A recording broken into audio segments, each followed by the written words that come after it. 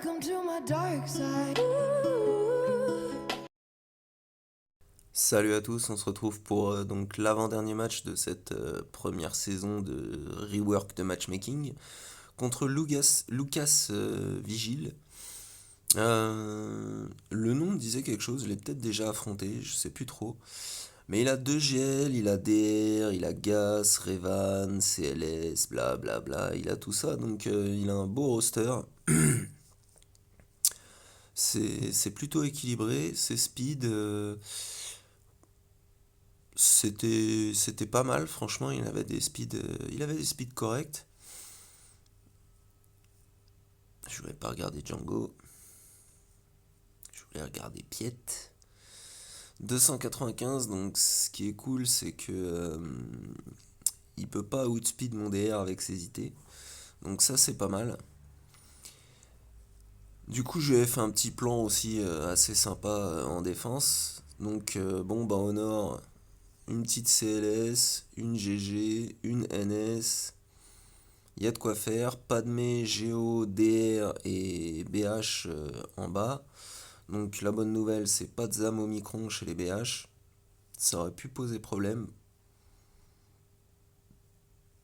Parce que l'un des meilleurs counters hors GL, c'est quand même CLS sur ZAM Omicron. Et je ne l'ai pas. Donc ça aurait pu être problématique. Enfin, si, je l'ai, mais il serait pas là que ce serait pareil. Donc on va commencer par le petit Houtini, histoire de voir un peu. En plus, il est au sud, donc ça nous permet d'avancer au sud et de pouvoir voir bientôt. Enfin, bientôt. C'est le premier match du match. Mais de découvrir le plus vite possible le sud. Allez, fin, 68 bannières. J'adore faire ce fight en premier, on dirait que les Jawa c'est des stars. 68 bannières, ça le fait. Du coup, après son DR, bah, il est pas. Il me pose pas de problème en IT, même s'il y avait eu talon. Donc, plutôt cool. Moi, mon pied, il est à 338, donc comme on a pu voir, ça fait du 358 avec le lead de Virs. Donc c'est plutôt pas mal. Il me faudra encore un peu de speed pour si j'en rencontre avec talon, ça pourrait être cool. Mais bon, bref, pour l'instant, c'est pas le cas. Il va rester comme ça, étant donné que les bons modes se font rares ces derniers temps. On fait sauter la prévoyance de BSF, ensuite on la tue, comme ça déjà il y a beaucoup moins de problèmes. On va aller se charger d'HK, pan pan pan. Ensuite j'hésitais sur lequel partir, j'ai fait sauter la prévoyance de DR. Je me suis dit, est-ce que je pars sur Malak ou est-ce que je le fais égaliser sa vie si je tape DR? Bon, je suis parti sur Malak, j'ai fait le mass assist pour être sûr de le terminer, même si un petit fear qui passe au passage. On finit DR, là le Maro il est un peu chiant quand on est en IT, mais le Dark Trooper il tape vraiment trop fort, donc ça c'est assez cool, c'est beaucoup moins problématique qu'avec des Troopers sans Dark Trooper. Parce que le Marauder, plus on a de buff, moins on le tape fort, donc ça peut très vite dégénérer. Enfin c'est pire sous Maul Lead, mais c'est déjà pas mal sous DR. Et il va prendre un max de jauge, donc bon ça peut être dangereux. Là, la Padmé, elle est pas mal. J'ai pas envie de regarder la speed de R2, histoire de voir s'il a une speed de ouf. Mais normalement, étant donné qu'on a trié par speed, à moins qu'il ait remode entre temps. euh, Non, même pas, parce que c'était au lock de la GA, donc je dis une connerie. Mais j'avais pas envie, et j'avais pas envie surtout d'utiliser mon Trium. Donc je vais y aller en Jedi. On va se faire le petit counter à l'ancienne. Je les ai gardés pour une fois, histoire de pas tout le temps mettre la même chose en défense.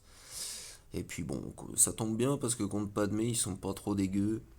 Du moment qu'il n'y a pas 4, ça fait pas trop peur, même si il y a R2. Là au début, il suffit d'attendre qu'ils sortent du fufu. Et après, bah, on pourra aller focus Padmé en attendant. On essaye de régénérer un maximum nos protections, les machins. Bon, on voit que Jolly et Revan, c'est pas ouf.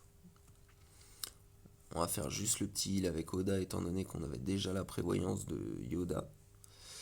Donc là, hop, ça c'est nickel. Voilà, Padmé a enfin rejoué, donc on va pouvoir la focus, impeccable. On met la prévoyance à tout le monde avec le gros heal. On spread nos buffs.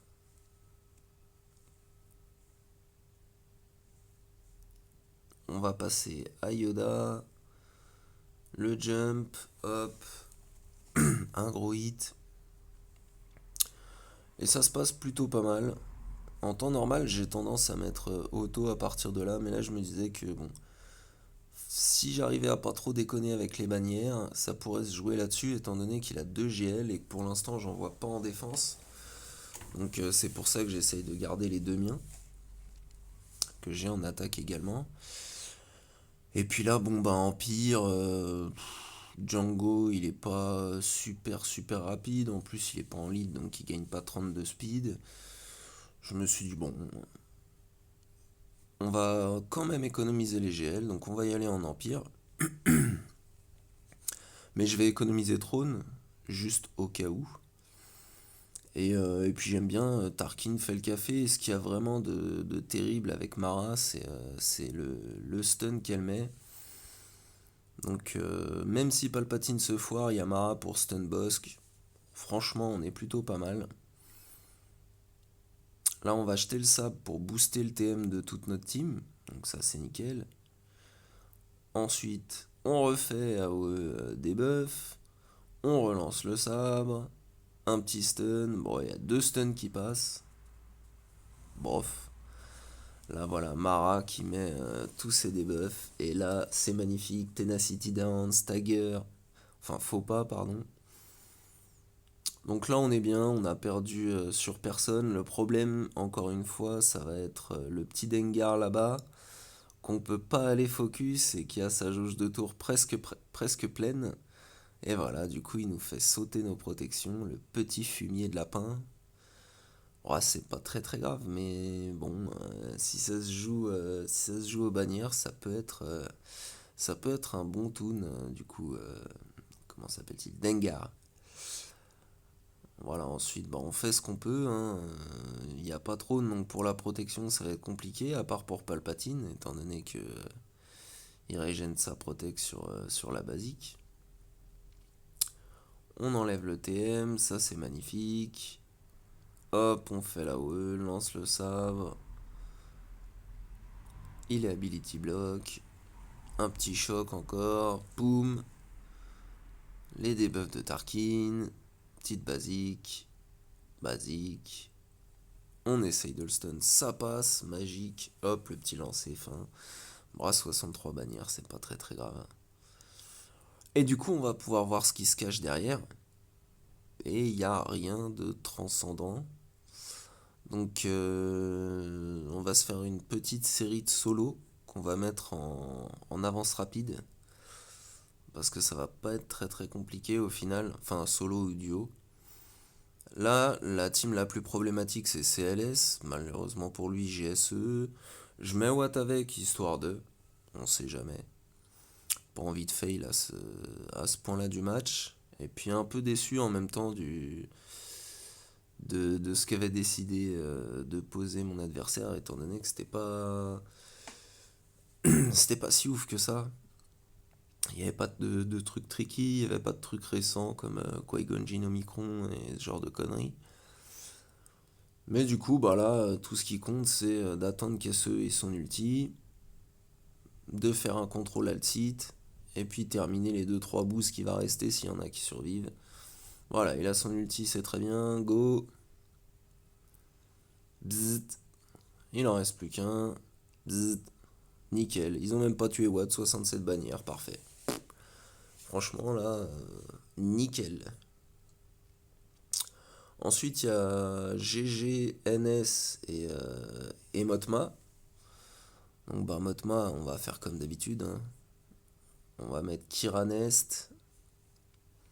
J'aime bien le lead de Kira parce qu'en plus, comme sur ses 3 premiers coups critiques, Nest va gagner de l'attaque. Mais en fait, même si elle meurt, ça fait durer le combat 2 fois moins longtemps. Étant donné qu'au final, on gagne 30% d'attaque, donc c'est déjà énorme. Donc c'est pour ça que même quand c'est pas nécessaire, étant donné que là c'était pas nécessaire du tout, je préfère mettre Kira lead. Parce qu'un match en auto qui dure 4 minutes, c'est plus chiant qu'un match en auto qui dure 1 minute 30. Donc voilà, en attendant, il se tape dessus, et hop hop hop. Moi j'essaye de mettre le focus quand même sur le Han de la neige, sinon ça va être long. Et puis ce qui est bien avec Nest, dans cette team, c'est qu'elle peut presque ne jamais prendre un tour, étant donné que quand Biggs va attaquer, elle va le contrer, ça veut dire qu'il va gagner de la jauge de tour, il va rejouer, elle va le recontrer, etc. Et du coup, bah en fait, elle prendra pas son tour elle-même, donc elle gardera son bonus de protect quasiment tout le match. Donc là, on peut voir, on est à la moitié du fight presque, il reste 2,40, donc dans 10 secondes, ce sera la moitié, il y en a déjà deux qui y sont passés. Mais bon, ça reste, hein, c'est de la motma. Hop, ça commence à tomber, nickel. Là, ça commence à taper un peu. Un petit 61 000. Hop, elle rappelle wedge. Pan. Et pan. Nickel.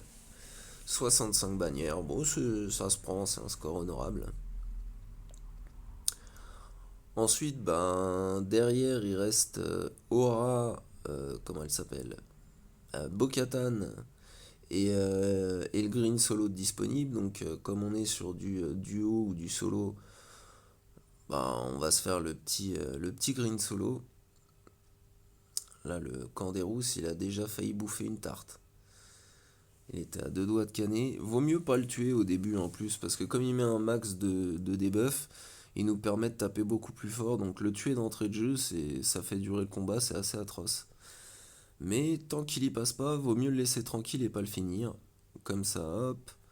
Zalbar, il est heal block, il y est passé. Ensuite, on va essayer de tuer Juani dès qu'on va en avoir une occasion. Dès qu'on va en avoir l'occasion, pardon. Voilà, on la tue sur la WE. On finit, 69 bannières pour le petit green solo.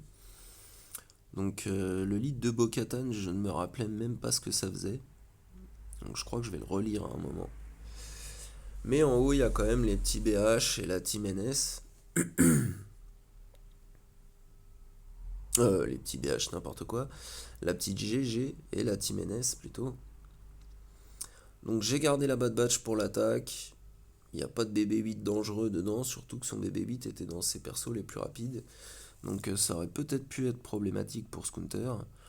Mais là, même pas envie de me faire suer. Donc comme c'était bien parti, je voyais que j'aurais pas besoin de la Bad Batch ailleurs. On va se rectifier tout ça vite fait.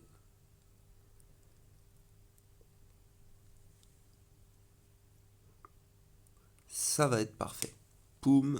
Voilà, plus de GG, ça c'est très bien. Poum et poum. Salut. Voilà, 65 bannières. Bon, c'était du vite fait. Et là, on va repasser en avance rapide parce qu'il y a encore un solo qui arrive. On va faire SLKR sur les NS étant donné que bah, SLKR empêche le revive.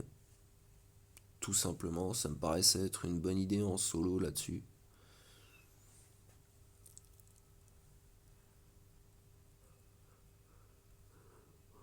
Daka qui survit, c'était pas mal. Et puis bon, bah là, c'est SLKR, c'est vite plié.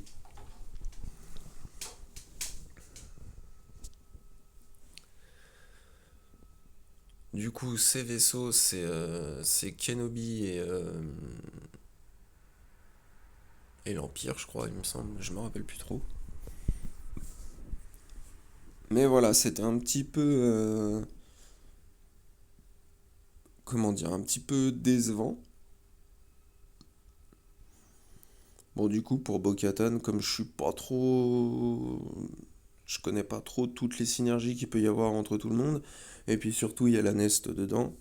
J'ai déjà utilisé mon Revan, donc. Eh bah, allons-y en Trium. J'ai mis Trône, étant donné que j'avais réussi à le garder tout à l'heure, mais que ça me sert strictement à rien. On va fracture le BAM. Je sais pas pourquoi, hein, c'est juste. Voilà. Je n'ai rien d'autre à ajouter. Non, le match c'est un peu dommage parce que je pensais qu'il enverrait un peu plus en défense. Mais comme je disais, il avait pas d'Omicron, en tout cas d'Omicron que j'ai vérifié pour la GA. Donc pas d'Omicron Zam, pas d'Omicron Qui-Gon, il me semble. Ou du moins pas en défense. Peut-être qu'il avait l'Omicron sur Qui-Gon Jinn, je me rappelle plus. Bon bah là, Nihilus qui rectifie Bo-Katan sur une basique, ça c'est plutôt joli.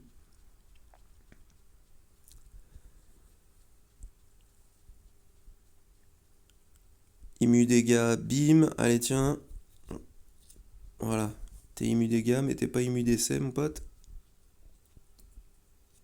Impeccable. Donc là, bah, tout ce qu'on fait, c'est maintenant, on va essayer de garder Nest et de tuer Nut 2 fois pour pouvoir payer et être et que ce soit moins relou en tout cas. Pan, voilà, un kill de Savage, ça fait toujours plaisir. Bon, bah là, la Nest, on peut pas vraiment faire quoi que ce soit.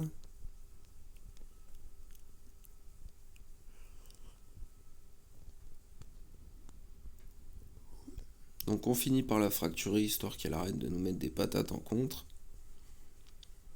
On va payer, on va payer, et bah trop tard, pan, voilà. On n'avait pas fini de payer les taxes, mais c'est comme ça. Donc après on a la petite Auralide, très sympa comme team. Et je me suis dit tout simplement, bah il me reste mon Countergas, donc je vais l'utiliser sur les BH adverses. Donc c'est Aura versus Aura. On a presque les mêmes teams, mais le petit Gideon fait la différence.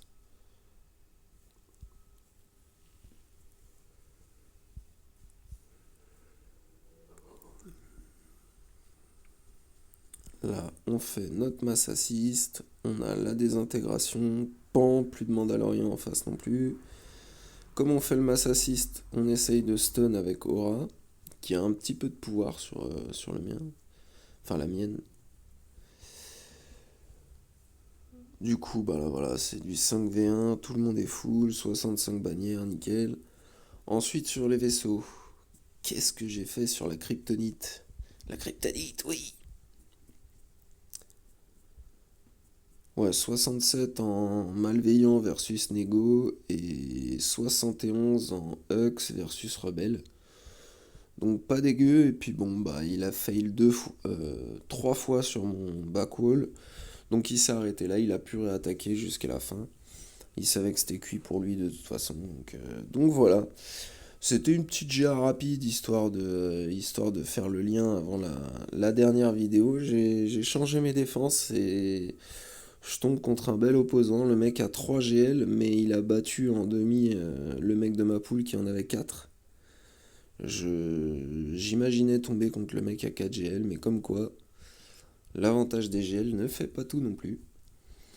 Et petit spoiler alerte, c'est un peu le principe de cette vidéo, c'est que c'est plus un teaser qu'autre chose. C'est que pour le dernier match, j'ai vu que le mec a tendance à mettre sa raie avec les deux bros là, les H-Fin et H-Po. Et il a l'habitude de mettre Stick Ray et Holdo. Donc, je vais tenter le petit Vador versus Ray, mais alors j'ai strictement aucun espoir que ça passe.